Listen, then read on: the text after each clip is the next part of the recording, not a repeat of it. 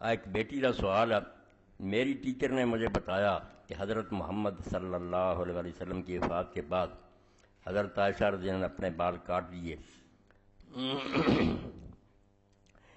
Teacher نے جڑی گل بتائی نا ایک درازوری دی ہے. وفات کا کولوں لفظ بنا لیا کہ رسول اللہ کی وفات تو بعد بال کٹے.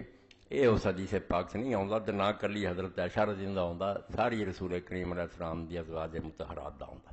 صحیح مسلم دے اندر کہ نبی کریم علیہ السلام دی بیویاں کناں تک وار رکھ کے اپنے وال سر دے کٹا دیا. کوئی یہ شک نہیں.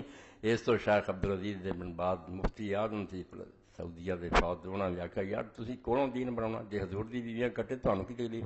بے پردگی حرام کٹے ہون یا پورے ہون دکھاؤندے پھرنا حرام ہے. کٹے دا کوئی نہیں روک سکتا. جدو اللہ دے رسول دی بیویاں کٹاؤندیاں تسی کہاں پابندی لا سکتے. صحیح حدیث پاک اس تو امام نبوی فرماؤں دے.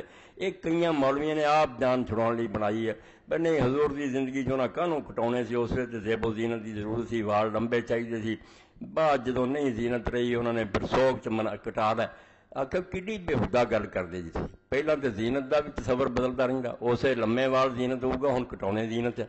دوجا ہے بھی رسول اللہ صلی اللہ علیہ وسلم تو بعد جائز منتے جی ہوں بھی کسی کا خاوند خواہ کٹا لیا کرے. چلو تھی گل پہ آ جانے پھر ٹھیک ہے جہاں مر جا کے کٹا لے نہیں تھی جانے ہر ویلے حرام. پھر کیوں ایسے مطلب کرتے جی جڑے نہ ادھر سرے چڑھتے نہ ادھر سیدھا کن پھڑو کہ وال کٹاؤنے جائز. بالکل یہ شک شبہ کوئی نہیں.